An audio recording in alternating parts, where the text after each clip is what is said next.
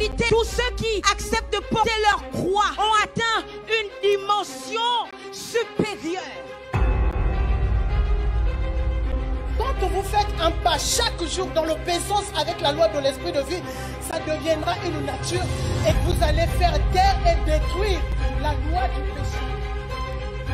C'est donc que ma grâce te suffit la vérité, c'est que cette grâce te permettra de transformer cette situation. Situation que tu regardes, comme étant un cas aussi pour la destinée.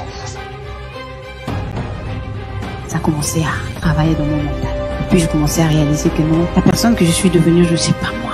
C'est vrai, je n'arrive plus à rien faire. Je dépends totalement des gens, mais je n'ai pas dit que je dois devenir comme ça. J'ai commencé maintenant à faire cette prière. J'ai dit, Saint-Esprit, je ne pourrais pas y arriver. Je ne me reconnais pas. S'il te plaît, fais-moi grâce, je sais. Il y a un pouvoir. Il y a un pouvoir. Il y a un pouvoir. Il y a un pouvoir. La douleur. Un pouvoir. Il y a un pouvoir. Il y a un pouvoir. Ce qui arrive, moi-même, regardez, vous me voyez sourire. Moi-même, je suis déjà my living God. Ce que j'ai vu dans l'esprit, je sais que le Saint-Esprit va nous chambouler. L'esprit de Jésus va nous, my living God. La Bible déclare que la fin d'une chose vaut mieux que son commencement. Vous avez vu depuis le premier jour ce qui s'est passé, ce qu'il y a eu hier. On a dit aujourd'hui c'est un service prophétique. L'esprit des prophètes va parler. Alléluia. L'esprit de la prophétie va te dire ce que tu as besoin d'entendre pour continuer ton destin. Il va te dire ce que tu as besoin d'entendre pour continuer le chemin que pour toi Dieu a tracé. Ce pouvoir me transperce. Ce pouvoir me transperce. Ce pouvoir te transperce. Ce pouvoir te remplit. Shemanda, tu es de la catégorie de ceux qui traversent ta vallée de l'ombre de la mort. Tu es de la catégorie de ceux qui sont comptés pour traverser la mer rouge. Tu es de la catégorie de ceux, my living God, qui savent gravir la montagne sans reculer. Tu es de la catégorie de ceux qui savent faire tomber le feu du ciel. Tu es de la catégorie de ceux qui arrêtent la confusion dans la vie d'une famille, dans la vie d'un peuple, dans la vie d'une nation. Ce soir, tu es venu te faire enpuissanter, te faire ensacrer par cette parole prophétique. Partage la vidéo, garde les amis. Alors que tu demandes le pouvoir, my God, alors que tu demandes le pouvoir, tu sens comme une chaleur à l'intérieur de toi. Tu sens comme si tu es en train de décoller de ta chaise, comme si tu es en train de décoller de ta chaise. C'est l'Esprit de Dieu qui te charge, l'Esprit de Dieu qui t'empuissante. Il y a un pouvoir qui tombe ce matin. Il y a un pouvoir qui tombe ce matin. There is a power. Il y a un pouvoir qui tombe ce soir dans la maison de quelqu'un, dans la vie de quelqu'un. In Jesus' mighty name. Shema. J'avance, j'avance dans ces ténèbres. Oh yeah, oh yeah. J'avance dans ces ténèbres. Hey yeah, j'avance dans ces ténèbres. J'avance,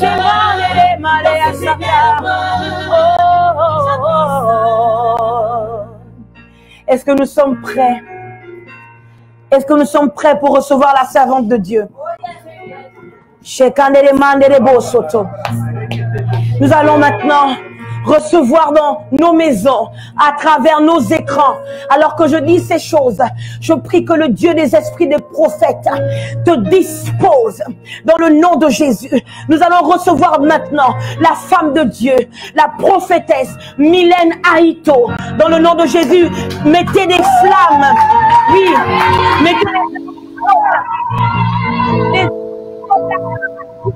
mettez des flammes.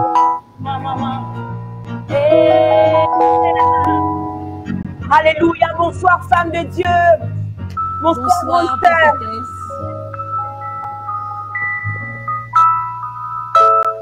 Bonsoir, prophétesse. Bonsoir, prophétesse. Bonsoir. Tu es très, très belle. Merci beaucoup. C'est grâce à Jésus. Amen.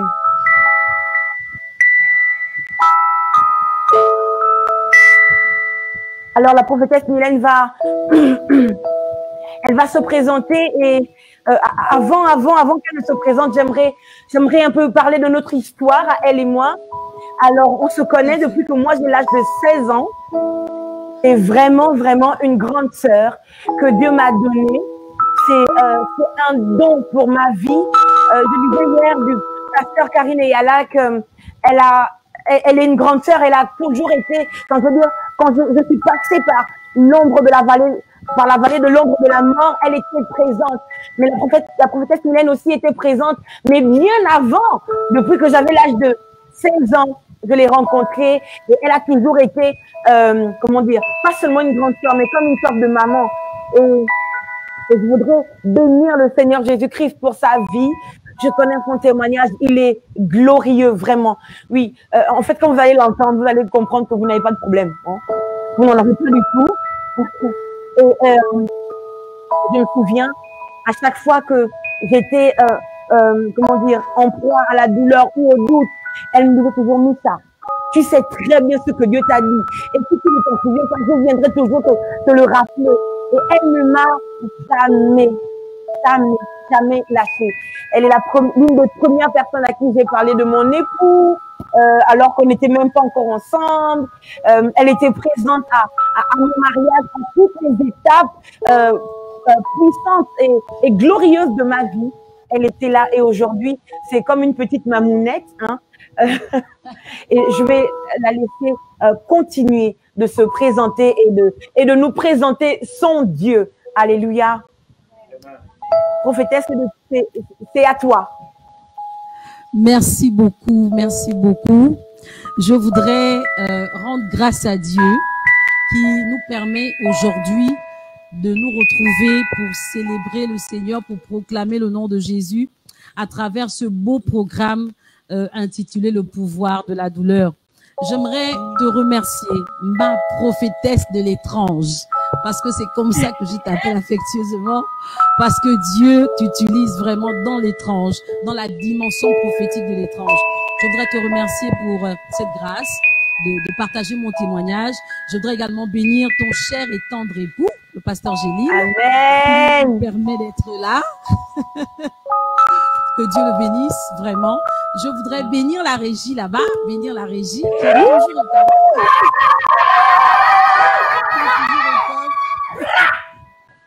Et particulièrement Antonia de Madrid, qui est l'œil de Dieu. Antonia! Gloire au Seigneur. Je disais tantôt que c'est vraiment une grâce d'être ensemble ce soir pour parler de mon témoignage. Amen. Je bénissais la régie, je bénissais les personnes qui t'accompagnent, je bénissais ton époux. Et je remerciais également tous ceux qui se connectent ce soir parce que véritablement, vous avez fait un bon choix de laisser vos occupations, assurément pour être là, pour écouter ce message, pour écouter ce témoignage. Que mon Dieu vous bénisse et que ce soir, la dimension prophétique qui est présente sur les réseaux puisse entrer dans vos maisons, puisse entrer dans vos foyers. De toute façon, où que vous soyez, je suis certaine que l'Esprit de Dieu n'est pas limité par le temps ni par l'espace. Quel que soit l'endroit où tu es, Dieu va dire quelque chose pour ta vie. Dieu va te parler. Dieu va révéler quelque chose que tu as besoin d'entendre. Ce n'est pas moi qui décide, mais c'est lui qui est au contrôle. Maintenant, permettez-moi de le faire descendre. Il est déjà là, mais permettez-moi de lui demander de se manifester. À la base, je suis adoratrice. J'aurai le temps de me présenter tout à l'heure, mais j'aimerais vraiment poser quelque chose à travers ma voix, parce que ma voix est un outil que le Saint-Esprit m'a donné pour l'appeler. Et j'aimerais le faire. Nous te recherchons ce soir. Nous te recherchons. Une dernière fois, Seigneur. Seigneur. Seigneur. Seigneur. Seigneur. désirons, moi je te veux, nous te recherchons. Merci Saint-Esprit. Merci Saint-Esprit. J'aimerais que depuis chez toi, tu dises Amen et que tu écrives Amen. Afin que tout ce qui sera dit ce soir, alors j'aimerais me présenter en quelques minutes, en quelques secondes, c'est pas très long. Hein? Je suis, comme l'a dit la servante de Dieu, la prophétesse Mylène Aïto. De mon nom de présentation, si je puis le dire ainsi, sur Facebook, c'est Profa Profa. Si vous voulez me retrouver, c'est simplement Profa Profa sur Facebook. Alors, j'ai accepté le Seigneur il y a très longtemps. J'étais encore toute jeune, j'avais l'âge de 7 ans et à cet âge déjà, j'aimais Dieu, j'aimais la chose de Dieu. Et je me rappelle que ma mère, un jour, m'a emmenée à l'église, qui est une église qui était assez loin de là où on résidait. Et lorsqu'elle m'a emmenée dans cet endroit, j'ai aimé l'église, j'ai aimé ce qui se faisait. Je me rappelle que je n'avais que 7 ans. J'ai aimé ce qui se faisait. Et ma mère est partie, mais je suis restée dans cette église. J'ai commencé à chanter. C'est pourquoi je disais qu'à la base, je suis adoratrice. J'ai commencé à chanter, j'ai commencé à louer le Seigneur, à adorer le Seigneur. J'ai eu l'opportunité en grandissant d'intégrer le groupe de chantres, de faire des concerts dans mon assemblée d'origine. Et le Seigneur m'a emmené à un certain niveau avec lui. J'ai évolué progressivement. Comme tout bon chrétien, j'ai évolué dans le domaine de la louange. Et puis, comme toute bonne femme, j'ai aspiré au mariage. Et très jeune déjà, je me rappelle, j'avais 17 ans, 18 ans, je venais à peine d'avoir mon bac. J'ai prié et j'ai dit, Seigneur, je voudrais me marier à un homme de Dieu. Parce que lorsque nous sommes appelés par Dieu pour le servir, lorsque nous savons que nous avons une destinée, il est important de se mettre avec un homme, une femme de destinée, afin que la gloire de Dieu davantage se révèle dans votre vie. Alors j'ai prié et j'ai demandé au Seigneur de me donner un mari qui servait le Seigneur. Et le Seigneur m'a exaucé, parce qu'à l'époque, vraiment, et encore aujourd'hui, tout ce que je demandais à Jésus, il me le donnait.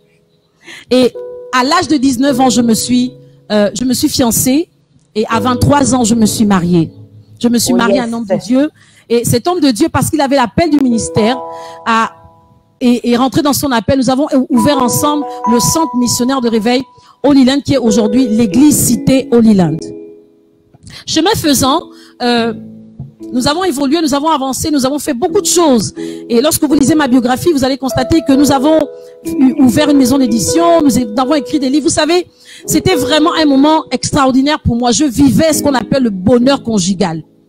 Je vivais ce qu'on appelle la joie d'être une femme mariée avec un homme exceptionnel, un homme extraordinaire, un homme qui aimait tellement le Seigneur qu'il a impacté ma vie positivement. Et en 2005, on s'est mariés et on a évolué comme ça, je le disais tantôt. Maintenant, quelque chose va basculer dans ma vie. Et vous savez, quand on est marié, pour ceux qui le sont, on ne pense pas toujours que notre bonheur va s'arrêter à mi-parcours. Notre bonheur va s'arrêter au moment même où on s'apprête à jouir d'une certaine stabilité, d'un certain bien-être sur le plan social, économique, spirituel. La vie s'arrête. Un événement vient vous arrêter. C'est alors qu'en 2014, au mois de septembre, Dieu va rappeler son serviteur. Je vous assure que c'était quelque chose qui s'est passé en l'espace d'une semaine. Alors que nous étions dans un programme de mariage, l'une de nos filles devait se marier. Il a commencé à se sentir mal et je lui ai dit, il y a le mariage, il faut qu'on aille célébrer et bénir les enfants. Il a dit, je me sens pas bien. Je lui ai dit, il n'y a pas de problème, on va quand même y aller. Et je me souviens que ce jour-là, nous sommes allés à ce mariage, c'était le 7 septembre, j'oublierai jamais cette date. J'ai commencé le culte, j'ai célébré, j'ai officié, je veux dire, voilà. Et puis, il est simplement sorti du bureau, puisqu'il se sentait fatigué. Il est sorti du bureau, il est simplement venu apporter la parole, il a béni les mariés, il est rentré à la maison. Je suis restée comme bonne épouse de pasteur, à gérer les choses derrière lui. Et lorsque je suis rentrée à la maison, j'ai vraiment constaté que son état ne s'améliorait pas. Mais vous savez, on ne peut pas penser à la mort à cet instant. Tout de suite, lorsque vous avez un être cher, un être cher qui est souffrant, on se dit, la personne va se rétablir. Et c'est vraiment la pensée que j'avais parce que je ne concevais pas que je pouvais vivre une telle douleur. Être séparé d'un être cher, être séparé de quelqu'un qui vous a coaché, quelqu'un qui vous a amené à une certaine dimension de spiritualité. C'était inconcevable pour moi. Alors j'avais toujours la pensée qu'il devait se rétablir. Alors 2-3 jours après, le dimanche en question, je vais me rendre à mon travail parce que je travaille également, je suis dans une institution de mon pays. Je voudrais préciser que je suis au Gabon, que je suis gabonaise. Donc, lorsque je suis allée à mon travail, étant là-bas, au bout de 2-3 heures de temps, les enfants vont m'appeler pour me dire, maman, papa ne va pas bien. Et à l'instant, je me suis dépêchée de rentrer. Mais lorsque je suis rentrée, je n'avais plus la possibilité de faire quelque chose parce que lorsque je l'ai trouvé, il ne parlait plus. Il ne disait plus rien. Il ne disait plus rien. J'ai envie de dire que j'ai pas vraiment eu le temps de lui dire au revoir comme cela se devait. Tout de suite, j'avais la pensée qui me traversait l'esprit, c'était de le prendre et de l'amener dans une structure hospitalière.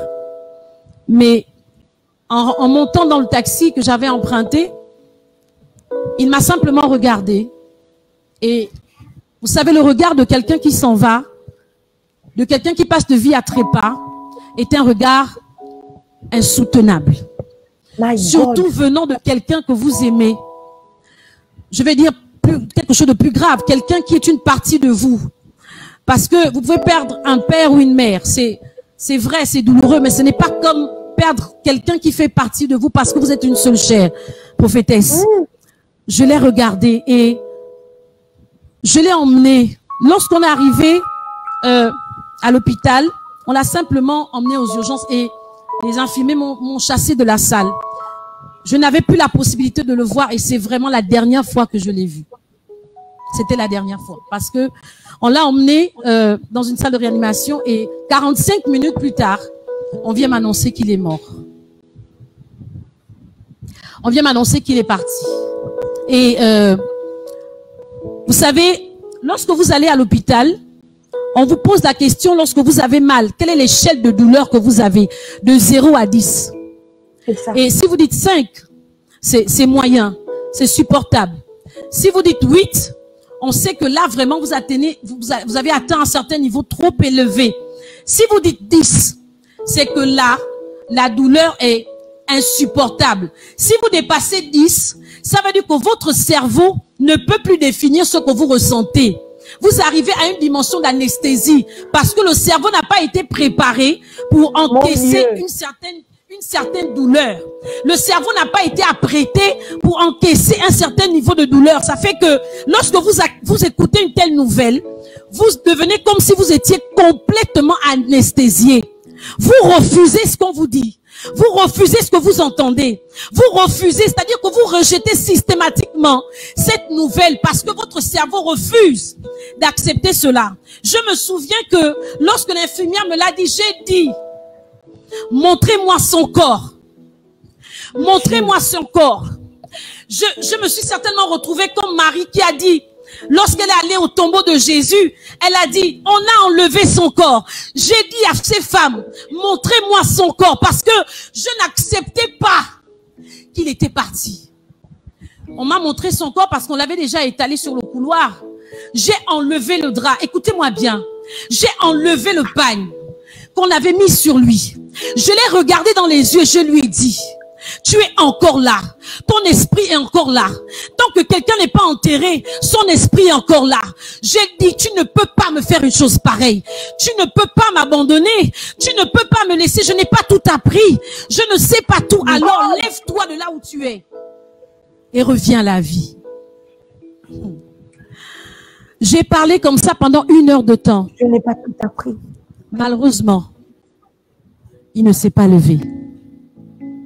Il ne s'est pas levé. Et vous connaissez le processus. Au sortir de là, j'étais complètement perdue. J'étais désemparée et j'avais du mal à prier. J'avais du mal à adresser une prière au Seigneur. Jusqu'à ce que le moment de l'enterrement arrive et tout ça. Et pendant que je suis assise, prophétesse, pendant que je suis assise en attendant que la cérémonie se fasse, je suis assise et j'entends l'Esprit de Dieu.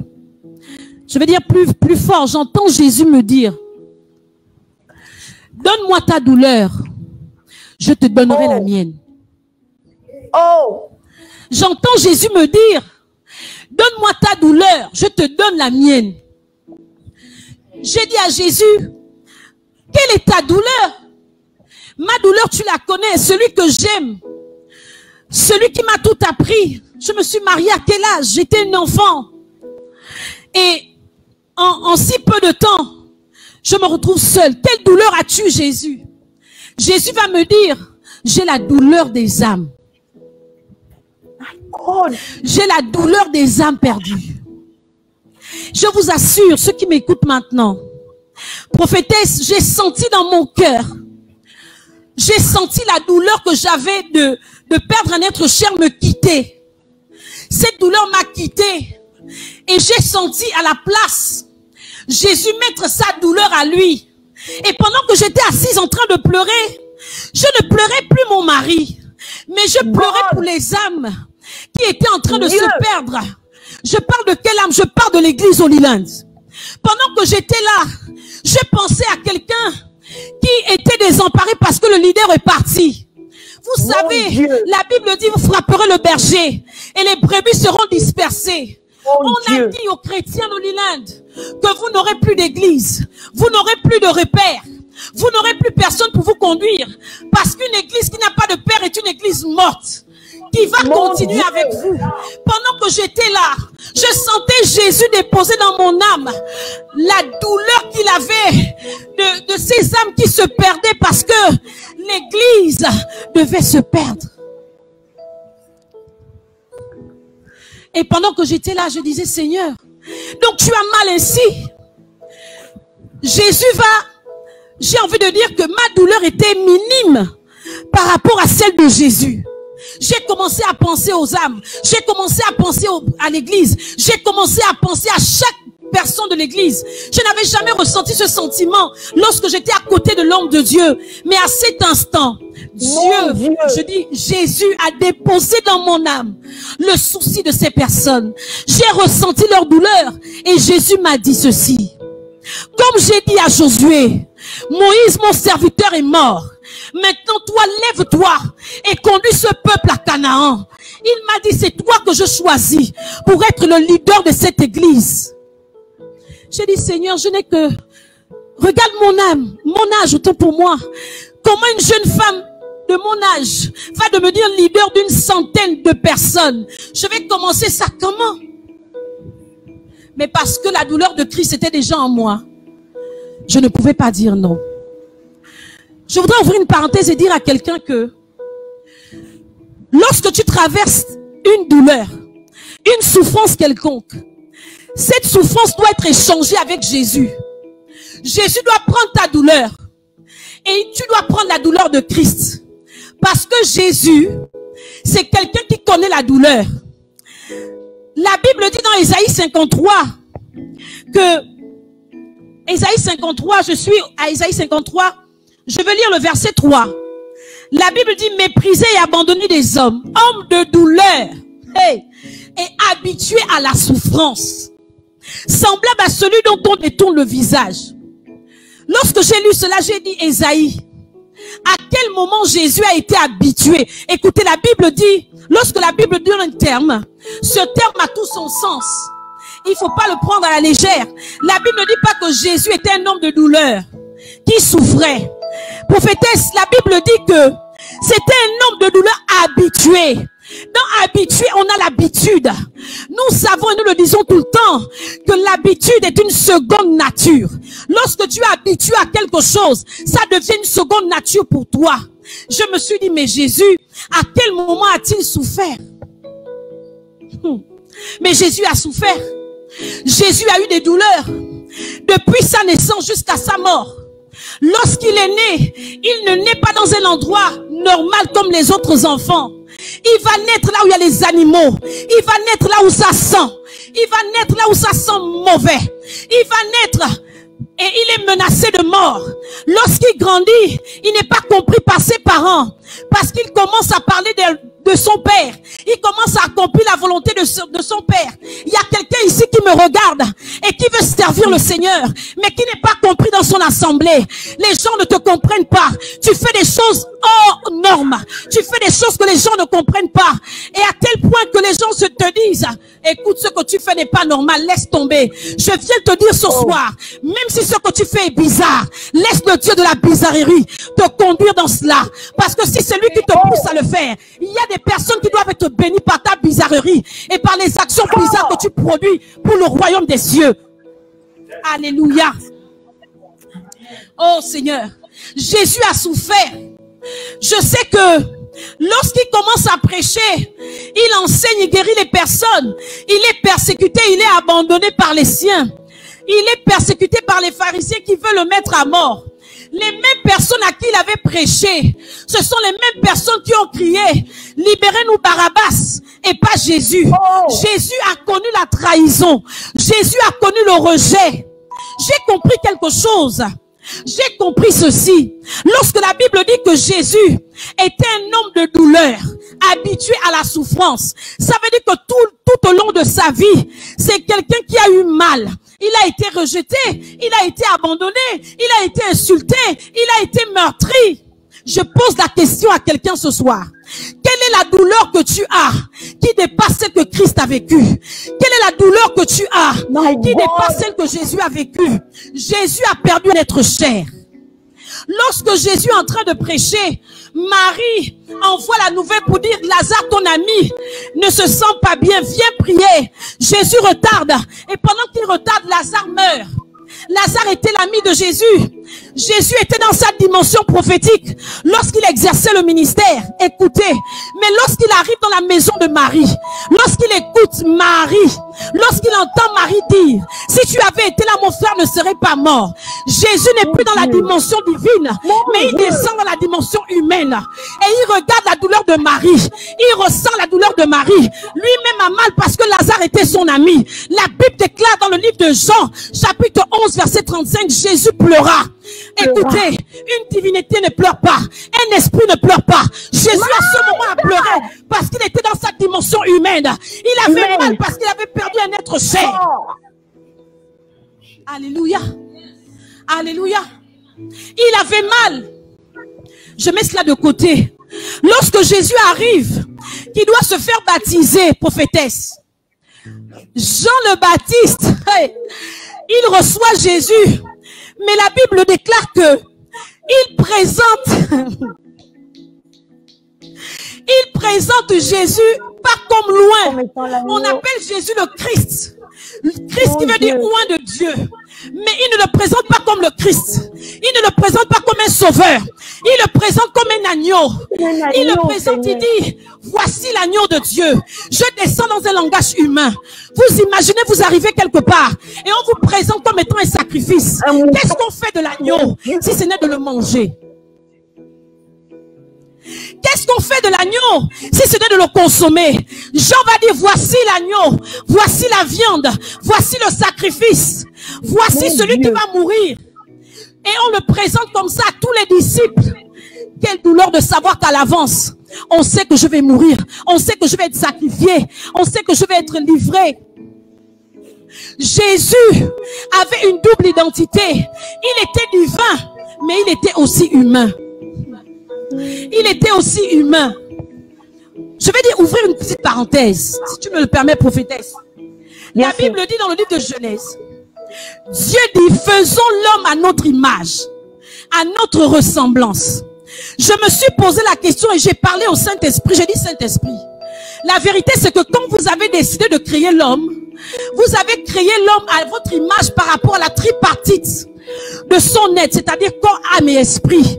Mais Dieu Père, Dieu Fils et Dieu Saint-Esprit n'avaient pas un corps humain, n'avaient pas la chair. Ils n'avaient pas la chair. C'est dans le livre d'Ésaïe, après, longtemps après, qu'Ésaïe va dire, tu m'as formé un corps pour faire ta volonté. Ça veut dire que Dieu dans son esprit, Dieu dans sa dimension de divinité, de Dieu qu'il est pour nous, Je vais dire des choses graves qui vont peut-être choquer quelqu'un, mais c'est pas moi, c'est la parole. Nous avions des réalités humaines que Dieu pouvait sentir en tant qu'esprit, mais pas en tant qu'homme. C'est pourquoi à un moment donné, Jésus va venir devenir homme pour sentir ce que l'on sent, pour vivre ce que l'on vit, pour sentir la poussière, pour être dans les capacités de faire certaines choses. Jésus, lorsqu'il marche, il est incapable de faire certaines choses parce que il pouvait bien se dire, je suis Dieu et cette épreuve, je ne la traverse pas. Je suis Dieu et je n'emprunte pas la barque pour aller de l'autre côté. Je suis Dieu.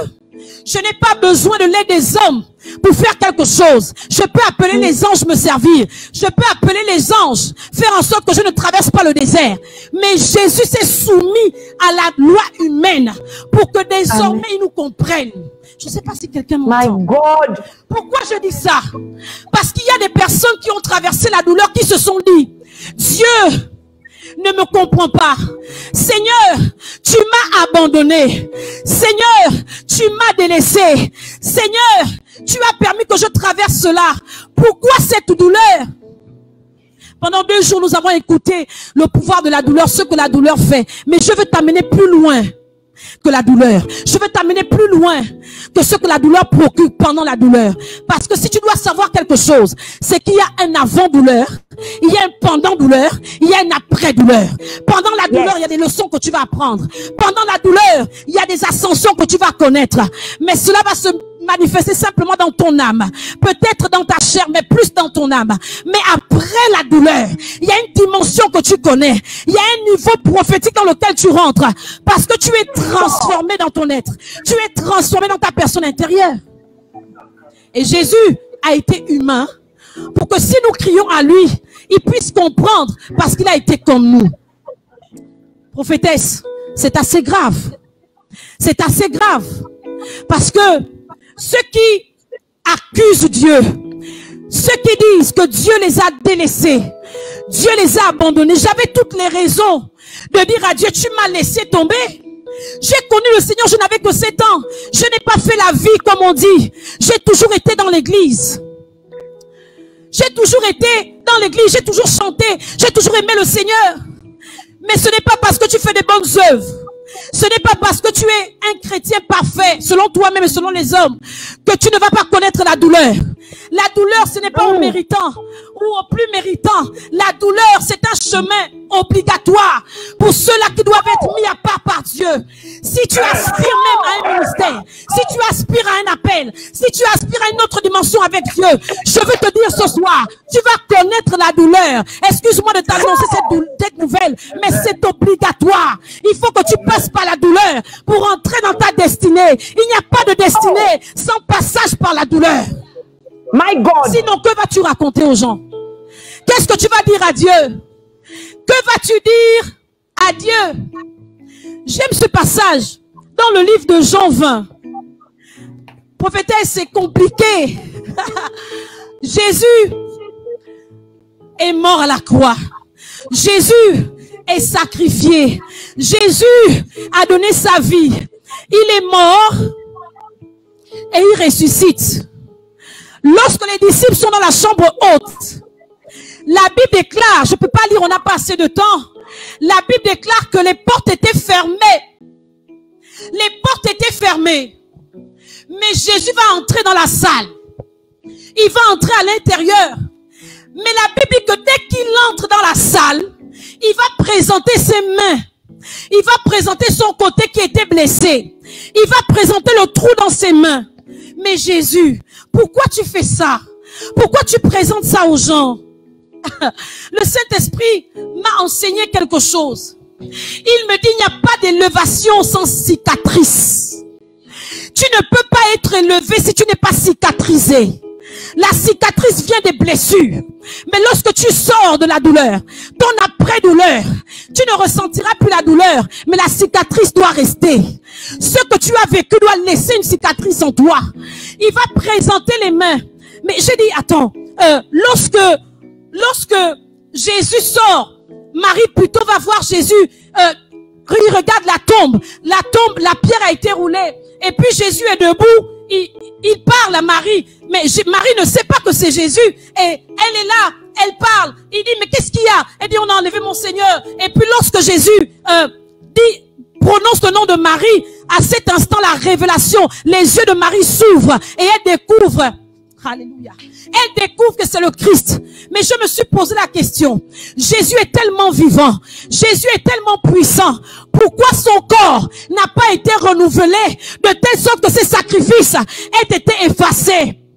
Il dit à Marie, ne me touche pas, je ne suis pas encore allé vers mon Père. La vérité c'est que Jésus devait aller rendre compte de ses cicatrices à son Père, pour dire à son Père, j'ai accompli la mission, j'ai fait ce que tu m'as demandé, voici la preuve. Il y a des personnes qui ne croiront pas en toi parce que tu prêches bien. Il y a des personnes qui ne croiront pas en toi parce que tu pries bien. Il y a des personnes qui ne croiront pas en toi parce que tu sais aller à l'église. Il y a des personnes qui croiront en toi parce que tu es cicatrisé. Tu as la cicatrice de la douleur. Lorsqu'on te regarde, tu n'as pas besoin de parler. Mais on sait que tu es quelqu'un de cicatrisé. Tu vas présenter ta cicatrice. La douleur est partie, hein. Tu n'as plus aussi mal qu'avant. Et même si quand tu te rappelles de ce que tu as vécu, ça te fait mal. Mais ce n'est pas comme pendant la douleur. Mais après la douleur, la cicatrice doit rester. Parce que c'est la preuve. C'est la preuve de ta douleur. Il n'y a pas d'élévation sans cicatrisation. Présente ta cicatrice. Je parle à quelqu'un qui m'écoute ce soir. Il y a quelqu'un qui m'écoute maintenant. Je parle à une femme précisément. Tu as souffert, mais dans ta souffrance, tu as eu honte de raconter aux gens ce que tu as vécu parce que tu t'es dit que les gens devaient te juger. Parce que tu t'es dit que les gens devaient te dire, oh, celle-là, elle est mauvaise. Voilà pourquoi elle a subi ça. Je viens t'annoncer. Je viens te dire ce soir, à partir de maintenant, ne cache plus ta cicatrice. Présente-la aux gens. Montre-la aux gens. Dis aux gens, voici ce que j'ai vécu. Voici ce que j'ai. Ne cache pas, peu importe ceux qui te critiquent, ceux qui t'accusent. Mais il y aura toujours une catégorie de personnes qui croiront en toi à partir de tes cicatrices. La preuve, lorsque Jésus présente ses mains et ses pieds, son côté, les disciples sont là. Ils sont émerveillés. Mais Jésus va disparaître à nouveau. Et Thomas va venir, notre ami Thomas. Lorsque Thomas arrive, les autres vont lui dire, Thomas, le maître est vivant. Le maître est vivant. Thomas va dire, je ne crois pas. Mais Thomas était dans la chambre haute. Il ne se baladait pas, il était là. Ça veut dire que Thomas priait avec les autres. Thomas était présent. Thomas connaissait la promesse du retour. La promesse du retour de Jésus. Thomas connaissait la promesse du consolateur. Mais malgré ses connaissances, il a dit, si je ne mets pas le doigt dans ses mains, je ne croirai pas. Et on dit de Thomas qu'il est incrédule. C'est un type de personne qui marche autour de toi, qui t'accompagne certainement, mais qui ont besoin de mettre le doigt là où tu as eu mal. Qui ont besoin de mettre le doigt là où tu as eu mal. Parce que s'ils ne mettent pas le doigt, ils ne croiront pas en ton Dieu. Oh! Prophétesse, oui. Ma cicatrice est toujours là. Mais en 2014, lorsque l'homme de Dieu s'en va, c'est au mois de septembre, parce que Jésus a pris ma douleur, je deviens comme une machine. Je ne pense plus à moi. Je ne pense plus à mes enfants. Je pense à l'église. Je pense à l'œuvre de Dieu. Et à cause de cela, juste 3 mois après, je suis consacrée. Prophétesse et je commence à diriger l'église. Oh! C'est-à-dire que lorsqu'on me regardait, on avait l'impression que c'est vraiment elle. Est-ce que c'est vraiment elle qui a souffert? Oui, c'est moi. Parce que quand Jésus échange la douleur avec toi, tu ne penses plus à ce que tu as vécu. Tu ne t'arrêtes plus sur cela. Tu penses à la douleur de Christ parce que lui se charge de la tienne. Pendant que tu prends la douleur de Jésus, Jésus prend la tienne et il est en train de te guérir. Et tu vas te retrouver quelque temps après. Tu ne te reconnais pas parce que tu guéris à l'intérieur. Tu guéris à l'intérieur. Prophétesse, c'est grave. C'est assez grave. Mais ça ne s'arrête pas là. Je dis qu'en 2015, je prends la direction de l'église et 3 ans plus tard. Oh! On est en 2015 et 3 ans plus tard. Donc je suis en 2018.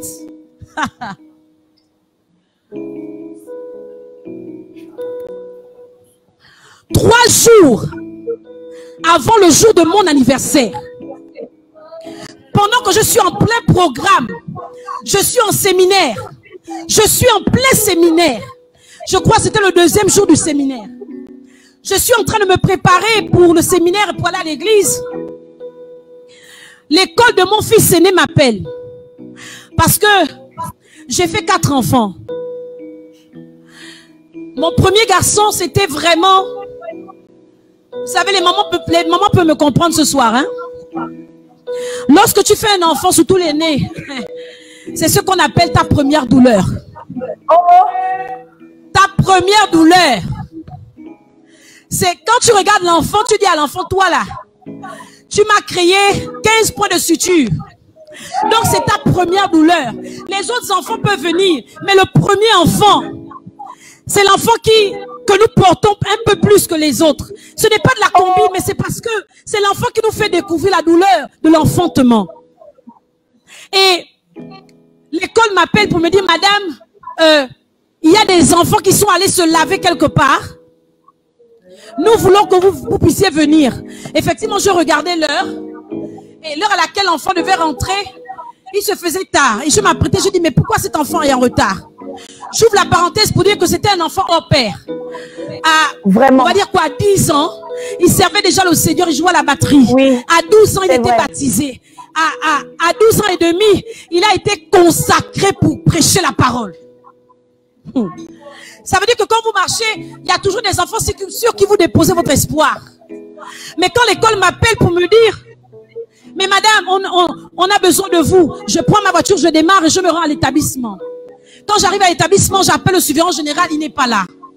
Il me dit, madame, venez du côté de la plage, du bras de mer. Lorsque j'y vais, je vais et je retrouve les enseignants qui sont là, je retrouve, et le surveillant général qui me parle au téléphone, il me dit, il y a des enfants qui sont allés se laver au bras de mer. Les autres enfants sont là, mais il y a un enfant qu'on ne retrouve pas. Pendant que je suis là, prophétesse, c'est-à-dire que je me dis, non, c'est peut-être les autres enfants, mais mon enfant ne peut pas. Je suis en plein programme, je sers le Seigneur. Je suis en train de prier pour les gens. Mon enfant ne peut pas. Et quand j'arrive sur les lieux, il y avait plein de monde. Et lorsque j'arrive, je ne vois pas mon fils. Je vois ses amis. Je ne vois pas mon fils. Je pose la question au surveillant. Où est mon fils? Où est mon fils? La seule chose que j'avais retrouvée sur ce bras de mer, c'était son sac avec ses affaires. Il y a des témoins de cette histoire qui me regardent ce soir. J'ai regardé les affaires de mon fils et le surveillant me dit, madame, votre enfant est dans l'eau depuis 13 heures. J'arrive à 17 heures. Mon enfant est dans l'eau. Il est dans le bras de mer. Le corps n'est pas remonté à la surface. Le cri que j'ai poussé à cet instant était un cri de folie. Parce que j'ai dit, non, pas mon enfant, pas mon fils. J'ai crié, j'ai dit, pas lui. Je suis resté là. Nous sommes restés là jusqu'à 23 heures. Le corps ne remontait pas à la surface. Les policiers sont restés là. Le procureur est venu. Des gens sont venus comme la procédure le veut. Et on me dit, madame, rentrez à la maison. On va rester à fouiller. Je pose la question, vous allez fouiller quoi? Qu'est-ce que vous allez fouiller? Vous n'avez pas besoin de fouiller. Je veux mon fils. Et je le veux vivant. Je le veux vivant. J'ai dû partir. Malgré moi, j'ai dû rentrer. J'ai pas dormi cette nuit. Et à 5 heures du matin, on m'appelle pour me dire, hey, on a retrouvé le corps. Quand quelqu'un meurt, il n'a plus de nom. Quand quelqu'un meurt, il n'a plus d'identité. C'est maintenant le corps, le cadavre. La seule personne qui a gardé un nom lorsqu'il est mort, c'est Jésus. On me dit, madame, Madame, venez parce que le corps est remonté. Je suis partie et quand je suis arrivée, j'ai trouvé le corps de mon fils étalé au bord de ce bras de mer. Yaba, Reba Seke Shikaraba. J'ai regardé mon fils. Il était intact. Son corps était intact. À cet instant, j'ai senti la douleur me détruire de l'intérieur. J'ai senti la douleur m'anéantir. Voici ce que j'ai fait. Je me suis avancée, on a voulu me retenir. J'ai dit, laissez-moi. Je me suis agenouillée devant mon fils. Je lui ai parlé, j'ai dit, Waris, dis à Jésus que j'ai mal. Dis à Jésus que j'ai mal. Dis à Jésus, transmets-lui mon message. Parce que toi, étant baptisé, consacré à Dieu, tu n'iras pas en enfer. Ça, ce n'est que le corps. Ton âme ira au ciel. Mais quand tu arrives là-bas, transmets le message à Jésus. Peut-être que là où je suis, il ne m'a pas entendu. Peut-être qu'il ne m'a pas écouté. Mais dis à Jésus que j'ai mal. J'ai parlé au corps de mon fils. Je peux ressentir ce que la Bible dit, que Jésus est l'homme de douleur, habitué à la souffrance. Je veux dire que j'ai côtoyé la mort. J'ai côtoyé la mort. Et lorsque j'ai dit ça, je me suis levée de là. Et ils ont fait tout ce qu'ils ont fait, ils l'ont emmené. Mais ce qui est étrange et intéressant dans cette histoire, c'est que le temps est passé. C'est vrai, j'ai souffert, j'ai eu mal. Qui ne peut pas avoir mal? Mais est-ce que le plus important, c'est le mal que tu as?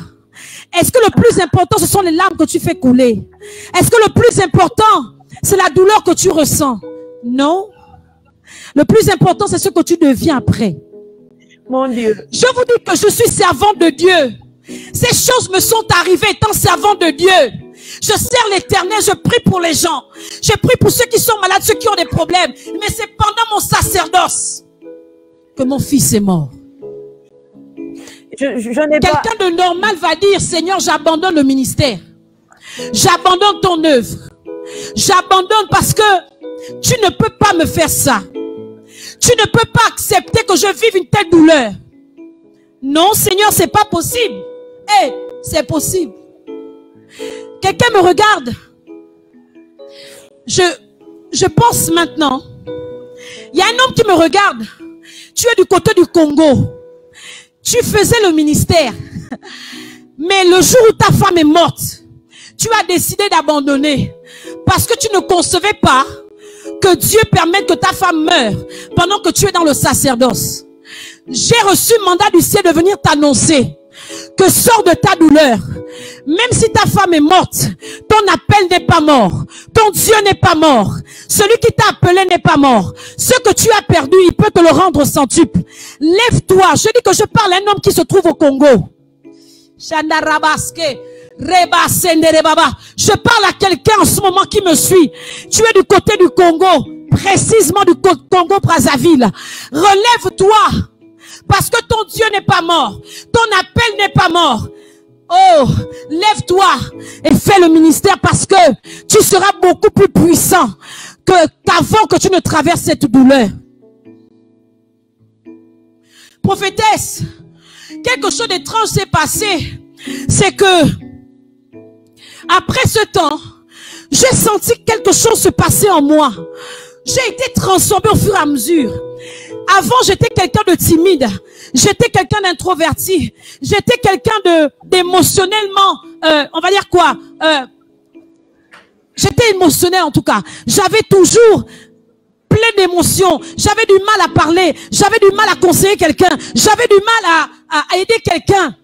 Mais au fur et à mesure que j'avançais, que le temps passait après cette douleur, je dis bien qu'il est parti 3 jours avant le jour de mon anniversaire. J'ai senti une transformation se faire dans mon être. Jésus a transformé mon caractère. Jésus a durci mon front. Je me suis retrouvée en train d'être une tueuse tueuse d'esprit, je me suis retrouvée en train de vaincre des démons que je ne soupçonnais même pas l'existence. Lorsque j'avais quelqu'un en face de moi qui souffrait, j'avais la possibilité de ressentir sa douleur, de prier pour cette personne et de l'enlever de cette douleur pour l'emmener dans la joie. Comme dit la Bible, changer le vêtement de tristesse en vêtement de joie. Et à mesure que j'avançais, Jésus transformait mon caractère. Il transformait ma personne. Il transformait ma mentalité. Je suis devenu dur comme le rocher. La Bible dit que dans le désert, Moïse, Dieu lui dit frappe le rocher. Normalement, lorsqu'on frappe quelque chose, cette chose doit se casser. Mais Jésus qui est le rocher des siècles, lorsqu'on frappe sur lui, il ne se casse pas. C'est de l'eau qui sort. Et le Jésus m'a dit, je vais te transformer en rocher. Chaque fois que le diable te frappera, chaque fois que le diable t'atteindra, l'eau sortira de toi. La parole sortira de toi. Des miracles sortiront de toi.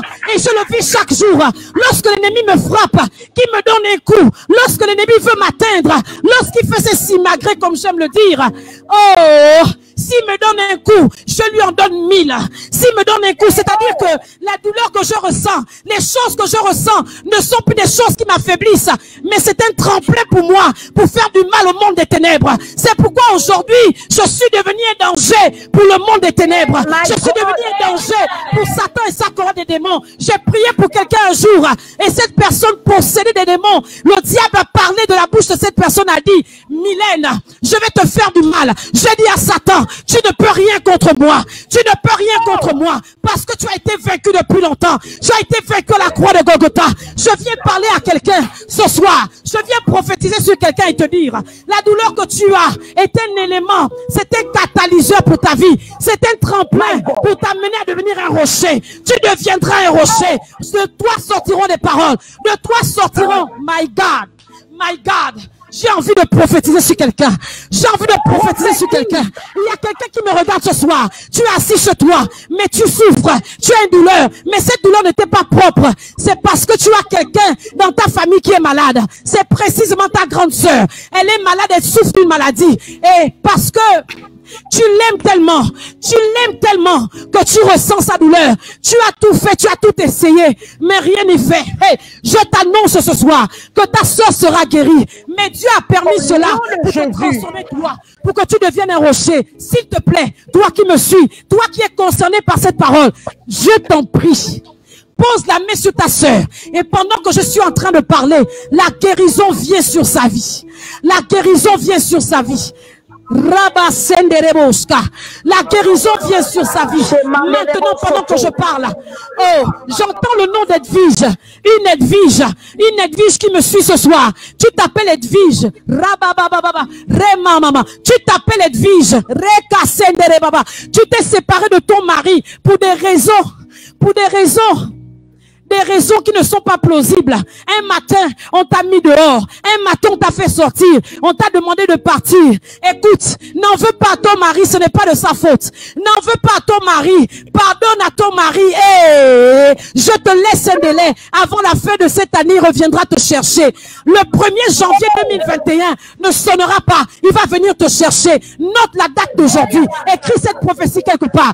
Ne fais rien. Ne l'appelle même pas. Mais Dieu, le Dieu que je sers, va aller toucher son âme là où il est, parce que la parole a été relâchée. Et il va t'appeler et il y aura réconciliation.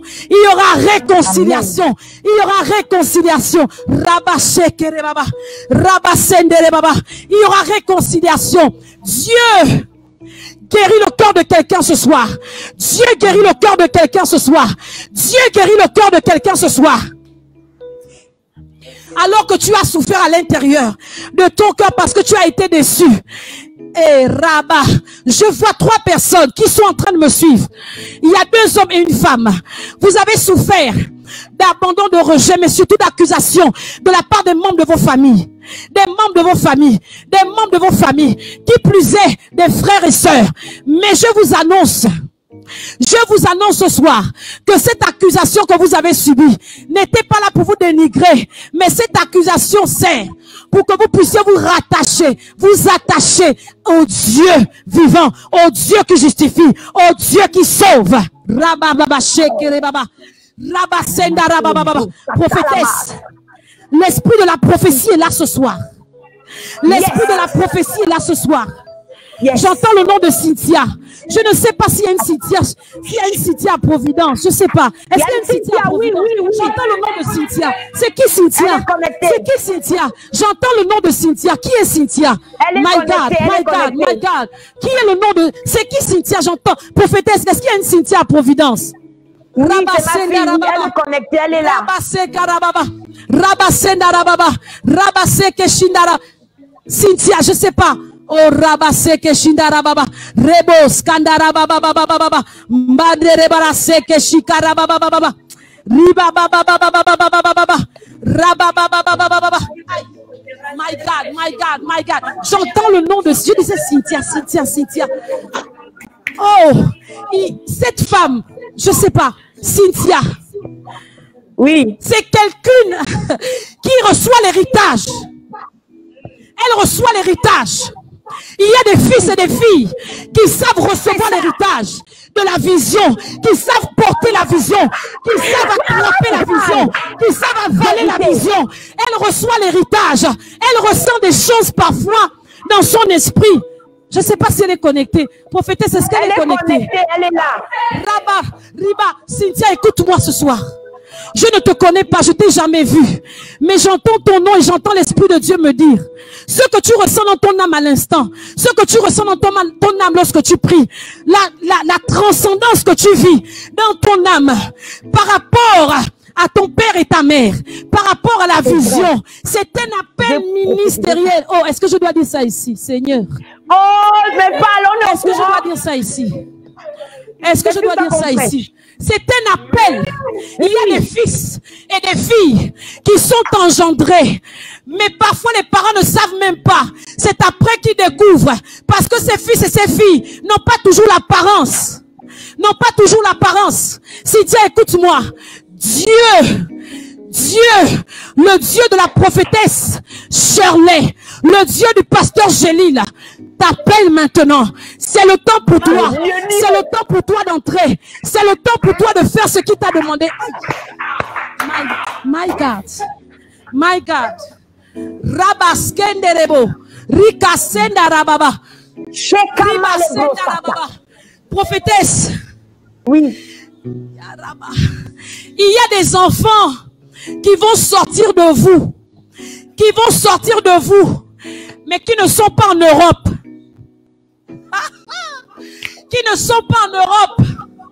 Ils sont plus loin. Je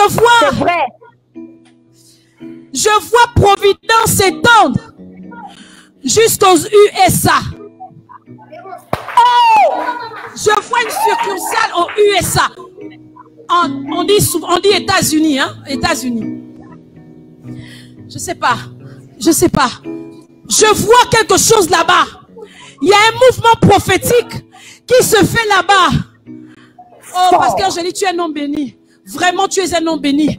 Tes entrailles sont remplies. Parce que ce qui sort de toi, ce ne sont pas des petits enfants. Ce ne sont pas des enfants chétifs. Ce ne sont pas des enfants vides. Ta génération, la génération de tes fils, iront plus loin. Dieu me dit de te dire. Dieu me dit de te dire que les fils et les filles qui sortiront de toi, qui sortent de toi, c'est une génération rare dans les temps de la fin. Une génération qui ne va pas se confondre, qui ne va pas se corrompre, qui ne va pas plier le genou devant Baal. Ce sont des enfants qui auront le front dur, Ce seront des géants dans le monde, parce que tes entrailles sont empuissantées. C'est comme ça que tu dis, hein, prophétesse. Tes entrailles ont quelque chose d'extraordinaire. My God. Riba senda rababa. L'onction de Dieu est là. L'esprit prophétique est là. Oh Rabat, toi qui m'écoutes ce soir, je suis venu t'annoncer que le pouvoir de la douleur, ce n'est pas seulement pendant la douleur, mais c'est après la douleur. Parce qu'il y a un avant, un pendant et un après. Et l'heure de ton après a sonné. L'heure de ton après a sonné. Je prophétise sur quelqu'un ce soir. De la même manière, le Seigneur a durci mon front. De telle sorte que les épreuves ne m'effraient plus. De telle sorte que la vallée de l'homme de la mort, j'ai dit quelque chose, que si dans la vallée de l'homme de la mort, je n'ai pas abandonné, c'est pas dans la vallée de Baka que je vais abandonner. Je libère sur la vie de quelqu'un qui me regarde ce soir, que l'esprit qui m'a possédé et qui m'a transformé en une femme forte, une femme déterminée, une femme qui n'a plus peur des épreuves. Je regarde l'épreuve en face. Et je dis à l'épreuve, avant je t'attends. Avant je t'attends. Je regarde les démons en face. Et je leur dis, avancez, je vous attends. Ma bouche, ma parole est prophétique. Et ce que je dis s'accomplit. Ce même esprit vient sur quelqu'un maintenant. My God. My God. My God. My God. My God. Il y a un homme de Dieu qui est connecté ce soir. Tu n'enfantes pas depuis longtemps. Yadaba. Tu n'enfantes pas. Tu as des problèmes d'enfantement. Tu es connecté ce soir. Mais l'Esprit de Dieu me dit de t'annoncer que tes enfants sont là. Tes enfants sont là. Tes enfants sont là. Il me dit de t'annoncer que tes enfants sont là. Avant 2021, tu vas être, on va dire ça comment? Tu vas te réjouir de la venue de tes fils. Et je précise que ce sont des jumeaux. My God! Je précise que ce sont des jumeaux.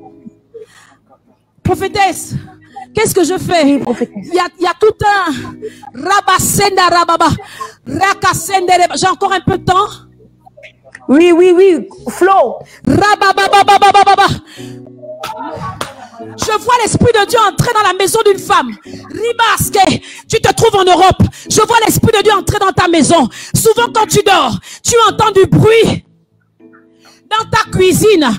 Tu entends du bruit dans ta cuisine. Pourtant, il n'y a pas de rat, il n'y a pas de souris, il n'y a rien. Puisque tu es dans un pays où il n'y a pas ces choses. Mais ce bruit que tu entends, c'est un esprit qui est rentré dans ta maison pour te nuire. C'est un esprit qui est rentré dans ta maison pour posséder tes enfants. Mais pendant que je suis en train de parler, l'esprit sort. L'esprit sort de ta maison. Il sort, je le vois sortir. Je le vois sortir. Et je déclare, toi esprit impur, qui est rentré dans la maison de cette femme. Son nom commence par M. Le nom de cette femme commence par M. Rabasekeshi, Rabasondo, Rabaskenta Raba, Rabase, Ribaskenta Kashika Rababa. Elle s'appelle Martine. Elle s'appelle Martine. L'esprit qui agit dans ta maison. Je donne maintenant à cet esprit de sortir.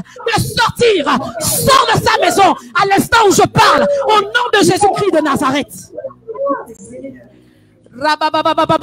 Si la parole de connaissance que je déclare te concerne, écris. L'Esprit de Dieu est là. L'Esprit prophétique est là. L'Esprit prophétique est là. Il est là, il est là, il est là, il est là, il est là. Il est là, il est là, il est là, il est là. Prophétesse, il y a quelque chose qui se passe. Il y a quelque chose qui se passe maintenant. Le ciel est ouvert. Amen.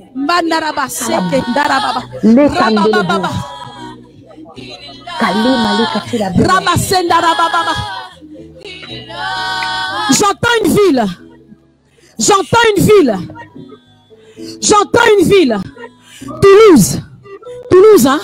Toulouse. Oui. Toulouse. Oui. J'entends une ville. Je ne sais pas s'il y a quelqu'un de Toulouse qui est connecté. J'entends une ville. Rabababa. Rabababa. Rabababa. J'entends une ville. Narabababa. J'entends une ville, Toulouse. Il y a une génération de personnes qui ils sont dans cette ville. Tu fais partie de ces personnes et tu es dans une église. Depuis un certain temps, il y a eu un refroidissement. Un refroidissement du ministère. Tu n'es pas pasteur, tu es simplement dans l'église. Il y a eu un refroidissement. L'Esprit de Dieu me dit qu'il va libérer un vent de réveil dans ton église, dans ton assemblée. Il va libérer un vent de réveil. Il y a des choses qui vont se produire. Il y a des miracles qui vont commencer à avoir lieu. Il y a un vent de réveil qui va se produire. Même si chacun est dans sa maison, mais l'Esprit L'esprit qui a ressuscité Jésus d'entre les morts, la puissance, cette puissance qui a ramené Jésus à la vie, va faire renaître cette assemblée. Il se trouve à Toulouse, j'ai dit. Rabababa, il est là. Il est là. Il est là. Il est là. Oh, localisation se fait. Localisation maintenant. Localisation. Le Saint-Esprit localise quelqu'un ce soir. Le Saint-Esprit localise quelqu'un. Il est là. Il est là. Il est là. Écoutez. Lorsque le corps de mon fils est sorti, nous avons des maisons de pompes funèbres. Prophétesse, j'étais allongée à côté du corps de mon fils dans le cercueil. Pendant que j'étais assise à terre, parce que nous les Africains, c'est comme ça qu'on pleure. Le corps de mon fils était dans le cercueil, j'étais juste à côté puisque je suis sa mère. Pendant que je suis assise, en train de pleurer, le Saint-Esprit me parle audiblement, j'entends sa voix. Il me dit, lève-toi et va m'adorer.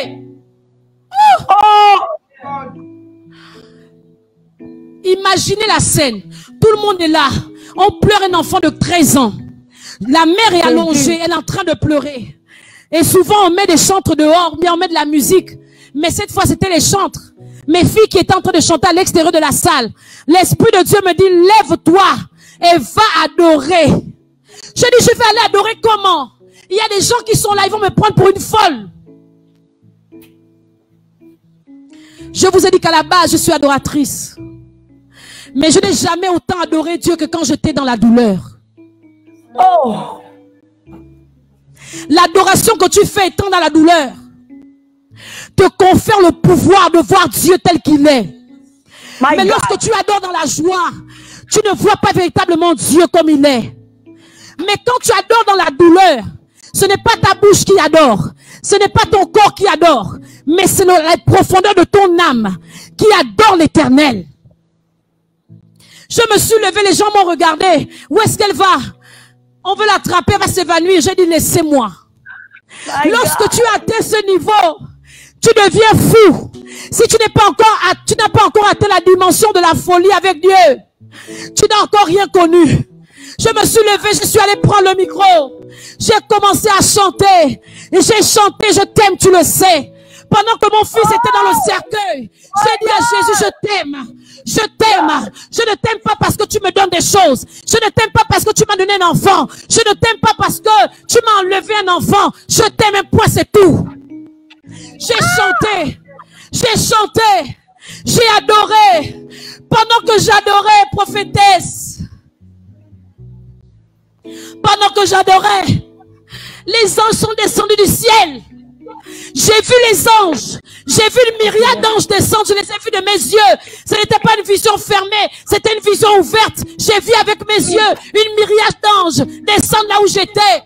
Et là où nous étions, la manifestation du Saint-Esprit s'est faite à la maison de pompes funèbres. Il y a des témoins de cette histoire qui me regardent ce soir. Pendant que j'adorais, il y a des gens qui étaient baptisés du Saint-Esprit. Pendant que le corps de mon fils était là, il y a des gens qui étaient baptisés du Saint-Esprit à cet endroit. Et à côté de nous, il y avait un autre corps.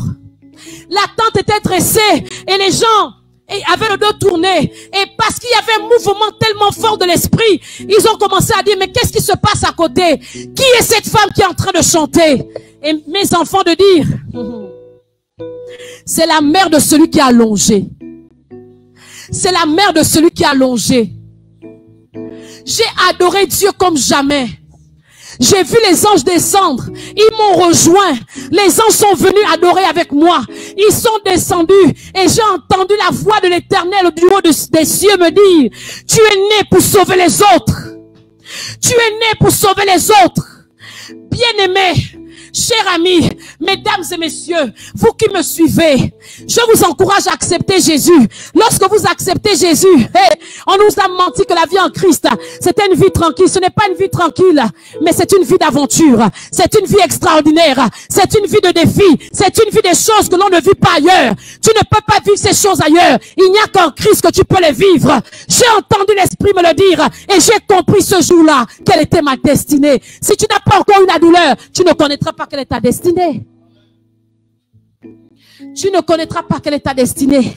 Ce soir, il y a des destinées qui se révèlent. Ce soir, il y a des destinées qui se révèlent. Je prophétise maintenant qu'il y a des destinées qui se révèlent. Je prophétise maintenant qu'il y a des destinées qui voient le jour. J'ouvre les yeux de quelqu'un qui me regarde. J'ouvre l'entendement de quelqu'un qui m'écoute.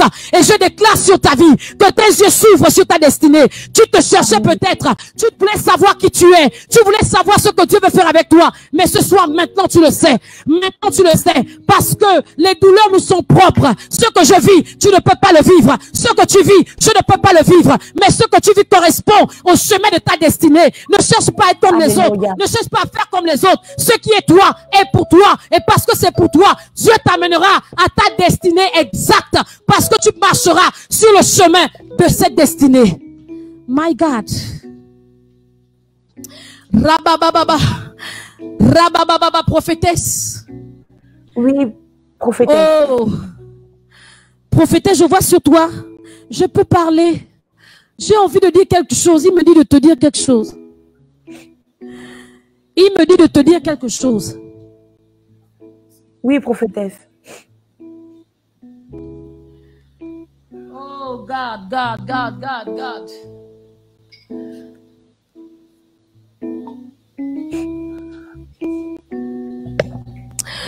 Oh, c'est fort ce qui se fait maintenant. C'est trop fort. C'est fort. Prophétesse, avant de venir sur toi, il y a quelqu'un qui me regarde maintenant, qui vit dans la peur. Il y a une personne qui... C'est un homme. Il vit dans la peur de la mort. Il vit dans la peur de la mort. Il vit dans la peur de la mort. Il a tellement peur que lorsqu'il entend même quelque chose, lorsqu'il entend une nouvelle, il panique. Parce que chaque année, chaque fin d'année, il y a un membre de sa famille qui meurt. Et il a l'impression que c'est chaque fois que quelqu'un meurt, la mort se rapproche de lui et que bientôt sera son tour. Dieu qui te parle. Écoute-moi bien, mon ami, mon frère. C'est Dieu qui te parle. La mort n'est pas la fin, c'est le début. La mort n'est pas la fin, c'est le début. Deuxième chose, l'esprit de mort a été déjà vaincu. Donc tu n'as pas à avoir peur. La peur est un esprit qui précède l'esprit de mort. Les deux marchent ensemble. Ce sont des jumelles. Lorsque la peur arrive, elle ouvre la porte à la mort. Mais je viens fermer la porte qui a été ouverte pour que la peur entre et que la mort vienne aussi. Je décrète que l'esprit de mort libère ta famille maintenant. Au nom de Jésus-Christ de Nazareth. Je décrète que l'esprit de mort libère ta famille maintenant. J'entends quelqu'un qui dit, mais je veux qu'elle prophétise sur moi. Je veux qu'elle prophétise sur moi. Je veux qu'elle prophétise sur moi. C'est une jeune dame, c'est une jeune femme, elle est toute jeune. Elle est connectée. Maman, ne t'inquiète pas. J'entends ton cœur qui parle. J'entends ton cœur. Oh là là. Oh là là là là là là. Tu aimes beaucoup le Seigneur. Et le Seigneur va te le rendre. Tu aimes beaucoup le Seigneur va te le rendre. Je ne veux pas que tu t'inquiètes pour ton avenir. Ne t'inquiète pas pour tes études. Ne t'inquiète pas pour tes lendemains. Tu t'inquiètes également pour ta maman. Ta maman souffre beaucoup. Elle souffre beaucoup de... Elle souffre beaucoup de chagrin. Elle a beaucoup de chagrin dans son âme. Elle souffre beaucoup et quand tu la regardes, tu as mal. Je veux te rassurer, hein. Je veux te rassurer. La foi que tu as, comme la foi d'un enfant, va transformer la vie de ta maman. Toutes les prières que tu as faites, va guérir le cœur de ta maman et elle ne sera plus la même. Je veux finir. Prophétesse, je veux finir. Tout à l'heure, quand j'étais en train de parler, je t'ai vu autrement. Tu n'es pas celle-là que l'on voit. Vraiment, est-ce que je peux parler? Oui, prophétesse. Je finis avec ça parce que nous arrivons au terme. Tu n'es pas celle que l'on voit. Beaucoup de personnes ne te comprennent pas parce que tu es un autre reflet de Dieu sur la terre. Parce que tu présentes les choses différemment de ce que les gens n'ont pas l'habitude de voir.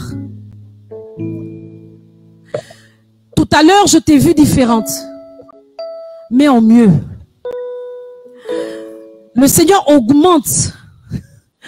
Il augmente la taille de ton onction. Il augmente la taille de ton onction. Je te le dis devant des milliers de personnes. Tu es prophétesse. Tu es prophétesse. Tu es prophétesse. Je te le dis. Et la dimension prophétique que tu as est beaucoup plus grande que celle que tu exerces aujourd'hui. Le Seigneur t'amène sur un terrain où il y a des morts. Il y a des morts. Et tes mains sont remplies de vie à tel point que tu touches. Je te vois en train de toucher un mort qui revient à la vie.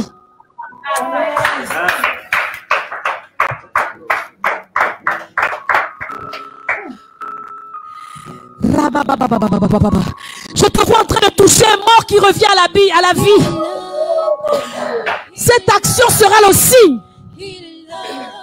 Sera le signe pour toi.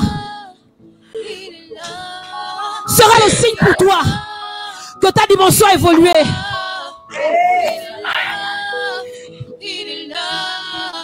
La déchirure que tu as dans ton cœur. La déchirure que tu as dans ton cœur. Le Seigneur me dit qu'il envoie, pendant que je suis en train de parler, ce n'est pas une histoire de demain. Il envoie un ange qui vient réparer. Il est en train de coudre. Il est en train de coudre la déchirure qui est dans ton cœur actuellement. Je vois des gens qui viennent se prosterner devant toi. Je vois des gens qui viennent s'agenouiller devant toi. Je vois des gens qui s'étalent devant toi comme pour reconnaître ton Dieu et celui de ton mari, qui viennent reconnaître. Ils viennent reconnaître. Ils viendront avec des maladies. S'il te plaît, prie pour eux. Parce qu'ils ne guériront pas en dehors de tes mains. Ils ne guériront pas en dehors de toi. Ils ne seront pas sauvés en dehors de toi. C'est par toi qu'ils le seront. Accepte, accepte, accepte. Je compte 3 mois à partir de l'instant où je parle. Je compte 3 mois. Compte 3 mois. Compte 3 mois. Et le royaume descend jusqu'à toi. Le royaume descend jusqu'à toi. Le signe de ce que je suis en train de dire. Il y a un homme de Dieu. Il y a un homme de Dieu. Il y a un homme de Dieu qui a une grande influence ministérielle dans le domaine prophétique qui va t'appeler. C'est un homme puissant dans les nations. Il est connu parce qu'il a des milliers d'âmes. Son église ne se contient pas dans une salle, c'est des hangars.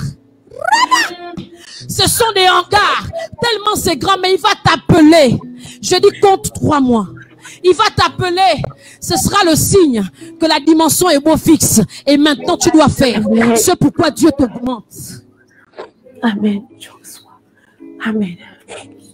Rabababa sekeshindaraba. Il est là. Il est là. Je veux terminer. Prophétesse, je veux terminer en chantant ça. En disant il est là. Et pendant que je vais chanter, l'Esprit de Dieu va descendre dans les maisons, dans les foyers. Il y a quelqu'un qui sera baptisé du Saint-Esprit. Quelqu'un va sentir Amen. Sa maison bouger. Quelqu'un va voir un Amen. Ange. Il y a des choses qui vont se faire pendant quelques secondes maintenant. Maintenant. Amen. Je dis maintenant.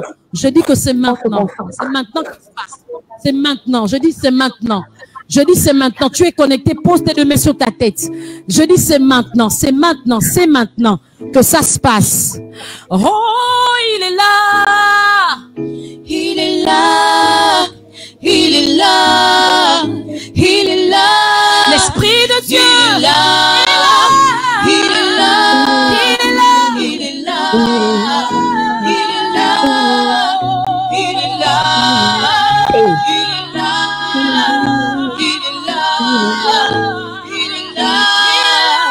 Il est là.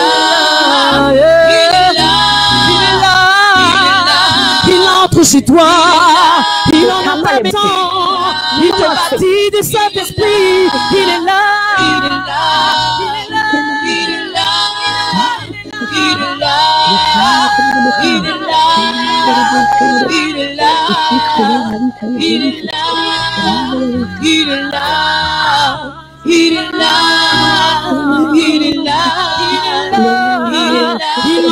chez toi, il te guérit maintenant, il te console,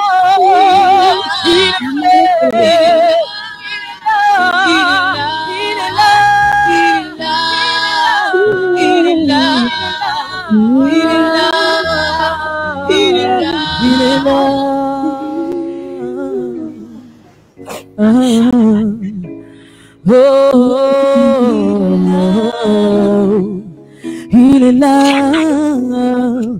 il est là. Merci Saint-Esprit pour ton œuvre ce soir. Je bénis ton nom. Je te rends grâce au nom de Jésus. Amen. Merci prophétesse. C'est moi qui te dis merci. C'est moi qui te dis merci, que le Seigneur te trouve. Avant de prendre congé avec la femme de Dieu, je tenais à dire qu'ici, la régie, on est chamboulé. La présence de Dieu est palpable. Je vous ai dit que je la connaissais depuis que j'ai l'âge de 16 ans et je me souviens encore quelques mois avant que notre fils s'en aille, j'ai prophétisé sur lui.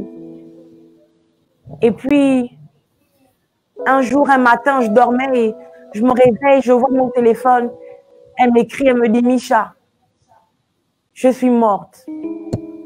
Ton fils est parti. Et c'était comme un cauchemar. Je me disais, elle me parle de quoi en fait?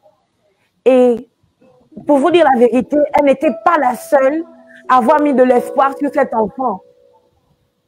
C'était notre premier bébé. En fait, je veux dire, c'est votre grande sœur. En fait, c'est la grande sœur dans le Seigneur que Dieu m'a donnée.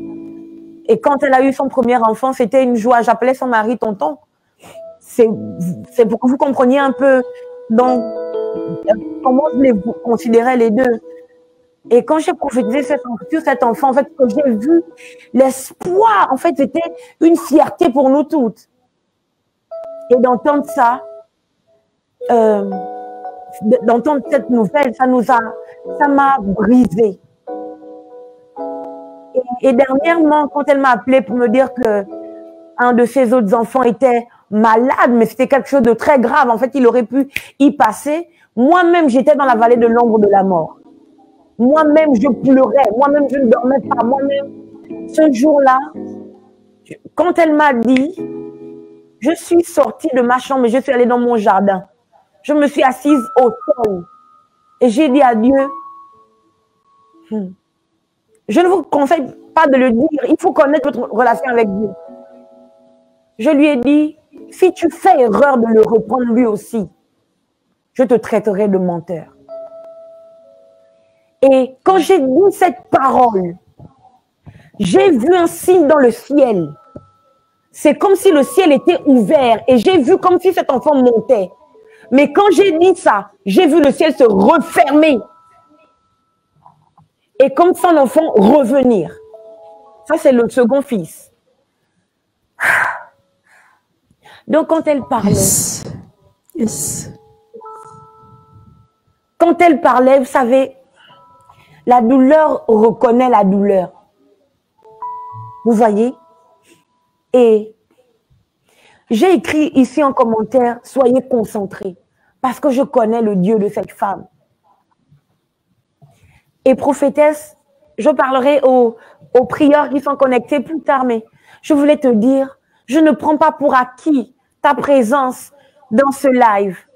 Je sais que je ne t'ai pas demandé, fait cet appel à venir participer à ce programme pour rien, ou bien plutôt parce que tu es ma sœur, ma grande sœur. Non, c'est pas pour cela.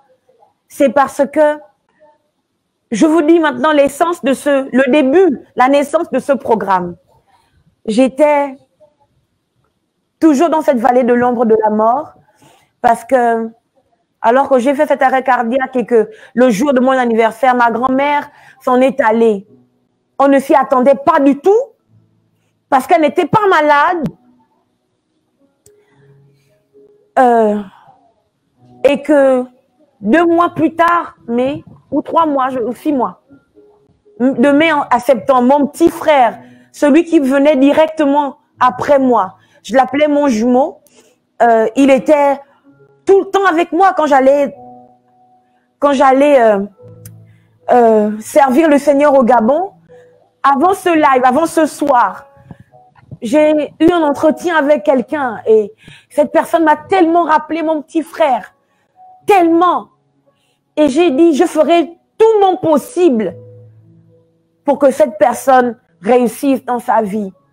Et j'étais tellement touchée que j'ai pleuré tout l'après-midi.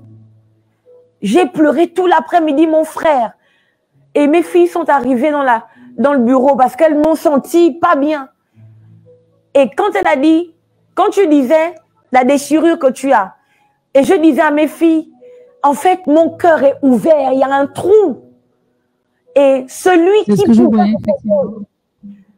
pouvait le combler est parti. Je leur disais, c'est lui qui pouvait le combler est parti. En fait, il est parti.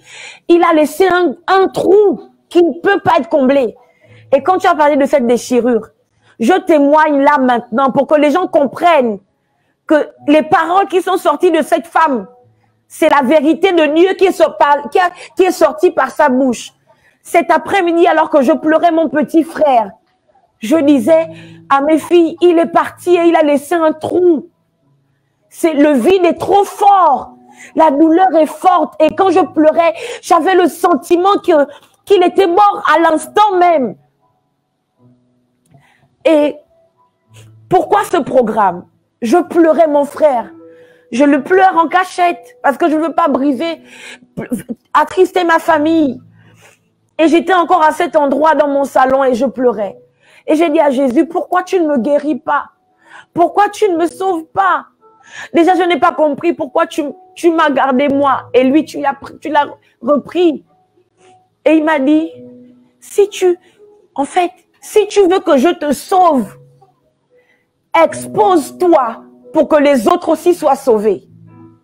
Et je lui dis, comment je vais le faire? Alléluia. Il a dit, pourquoi est-ce que tu ne parles pas de ça devant tout le monde pour que ceux qui vivent ça comme toi soient sauvés? Et il m'a dit, Shirley, il y en a plusieurs qui sont restés dans cette douleur et que si tu ne fais pas quelque chose, ils vont mourir. Et je me suis demandé, que dois-je faire? Dois-je écrire un chant? Et j'ai entendu le pouvoir de la douleur. Et j'ai appelé une de mes filles, qui aussi fait partie de la régie. Je lui ai dit, note ce thème, le pouvoir de la douleur. Et prie avec moi pour que Dieu m'inspire les personnes qui doivent participer à ce programme. Et j'ai prié. Et j'ai prié. Et c'est comme ça que Dieu m'a donné le nom de ses servantes.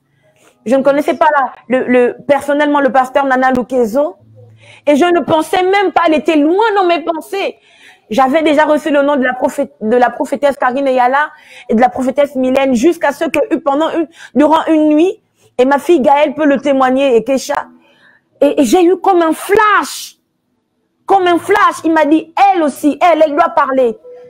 C'est ainsi que je lui ai écrit sur Instagram et elle a répondu favorablement. Donc, je prie vraiment que le Seigneur bénisse ses servantes. Que le Seigneur se souvienne de ses servantes. Non, ce n'est que le début de quelque chose de grand. Je prie que le ciel s'ouvre et que Dieu descende personnellement dans vos situations, femmes de Dieu. Amen. Que Dieu descende personnellement, qu'il se mêle de vos problèmes, qu'il se mêle de vos vies, que Dieu vous emmène dans une autre dimension. Non, les offrandes que j'ai faites ne sont pas à la mesure de qui vous êtes, mais que mon Dieu vous trouve dans le nom de Jésus. J'avance dans mes ténèbres, sa lumière en moi m'éclaire.